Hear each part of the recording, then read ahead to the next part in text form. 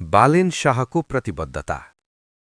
म नेपालको प्रधानमन्त्री भए भने म राजनीतिलाई सत्ता होइन सेवाको माध्यम बनाउँछु। भ्रष्टाचारसँग कुनै सम्झौता गर्दिन। ठूला साना सबै भ्रष्टाचारका फाइल खोल्छु। दोषी जोसुकै भए पनि कारबाही गर्छु। शिक्षा र स्वास्थ्यलाई व्यापार होइन नागरिकको अधिकार बनाउँछु। सरकारी विद्यालय र अस्पताल सुधार्छु। शिक्षक र डाक्टरलाई जिम्मेवार र परिणाममुखी बनाउँछु। युवालाई भाषण होइन अवसर दिन्छु। देशमै रोजगारी सृजना गर्छु। सिप अनुसार काम र काम अनुसार पारिश्रमिकको व्यवस्था गर्छु। किसानलाई अनुदान मात्र होइन बजार दिन्छु। बिचौलिया हटाएर किसानको उत्पादन सिधै उपभोक्तासम्म पुर्याउने प्रणाली बनाउँछु। कानून सबैका लागि बराबर बनाउँछु। नेता, कर्मचारी वा व्यापारी कसैलाई पनि कानूनभन्दा माथि राख्दिन।